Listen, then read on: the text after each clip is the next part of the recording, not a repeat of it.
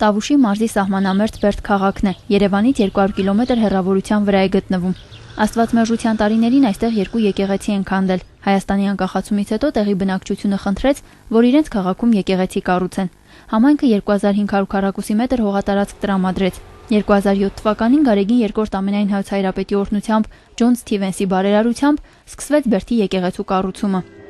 Տարիներ շարունակ Սուրբ Պատարագի կամ եկեղեցական որևէ արարողության մասնակցելու համար տեղացիները ստիպված են երկար ճանապարհ անցնել Մովսես եւ Տավուշ գյուղերի եկեղեցի հասնելու համար։ 2009 թվականից Բերդում եւ տարածաշրջանի 16 գյուղերում սպասավորող Տեր Արամ Քահանա Միրզոյանն իր շուրջը համախմբեց տասնյակ երիտասարդների եւ ստեղծեց եկեղեցասեր երիտասարդաց միություն։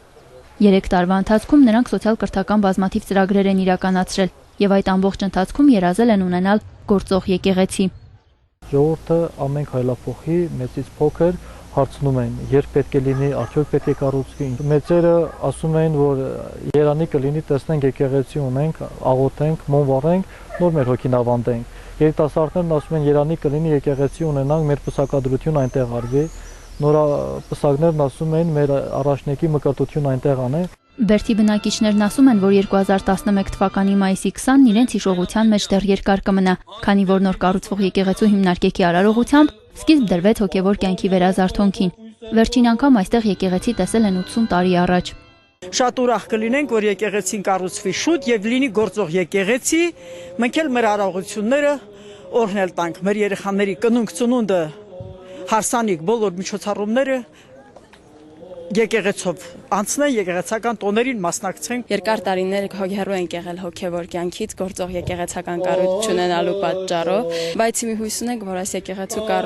կառուցումից հետո այս հեռավոր Հայաստանի հյուսիսարևելյան շրջանը եւս կընդգրկվի Հայաստանի հոգևոր կրոնական կյանքի մեջ։ Քաղաքի համար այս պատմական իրադարձությանը մասնակցելու համար Բերդում էր նաև Տավուշի պետական ավականին։ Այստեղ էր նաև Տավուշի թեմի նորանշանակ առաջնորդ Տեր Եզնիկ arczepiskopos Պետրոսյանը։ Նա ծառայության առաջին օրն սկսեց հիմնարկեքի արարողությամբ։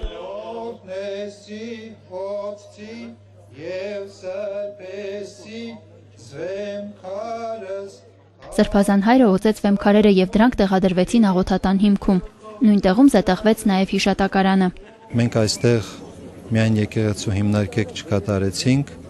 այլ հիմնարկեքը կատարեցինք մի միջնաբերդի Բերդ քաղաքի համար, քաղաք, որը հանդիսանում է ոչ միայն քաղաք Բերդ անունով, այլ նաև իրական Բերդ ամրոց Հայաստանի հյուսիսարևելյան սահմանները պաշտպանելու համար։ Ուրախ եմ, հպարտ ու շնորհակալ Աստծուն, որ այսօր ես այս բախտը, պատիվը եւ առաքելությունը ունեմ, որպես տավուշցի, որպես շամշադինցի։ Գիտեք, Տավուշցին այսօր սահմանապահ է, իսկ Շամշադինի տարածքը ամենամեծ սահմանն է պահպանում։ Եվ այստեղ ամեն մի նման կառույց, կլինի դա դպրոց, կլինի դա ճանապարհ, այսօր արդեն եկեղեցի, դա մեծ հավատ եւ հույս է ներշնչում վաղվա օրվա նկատմամբ։ 86-ամյա Աշոտ Պապը երկրորդ համաշխարհային պատերազմի մասնակից է։ Հպարտ է, որ իրեն է վիճակվել պահել նոր եկեղեցու հիմնաքարերից մեկը։ Ինչ մեր ժողովուրդն ուզում ունենալ, ես եմ ուզում, երեք եմ ինչ կարող ասեմ։ Մեծ ուրախ սրտով եկեղեցուն հարգում, սիրում եմ, նրա հոգուն մատաղ։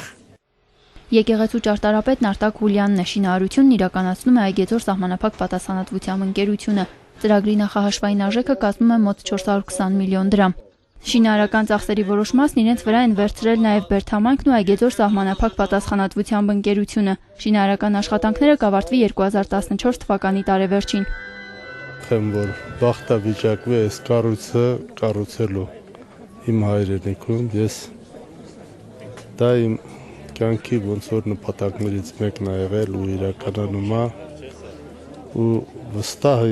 լինի թող ամբողջ ժողովուրդը, որ այս կառույցը կավարտենք։ 2 տարի հետո այսօրը ստեղ եկեղեցին ամբողջությամբ իր գործունեությունը կարող է ծավալել։ Եզնիկ Սրբազանը եկեղեցին Սուրբ Գևորգ Զորավարի անունով կոչեց, քանի որ քաղաքի նախկին եկեղեցիներից մեկը եւս այս անունն է ունեցել։ Բացի այդ, Սրբազան հայրը վստահ է, որ սահմանապահ ժողովուրդն ունի Զորավար Սուրբ Գևորգի բարեխոսության ու հովանավորության կարիքը։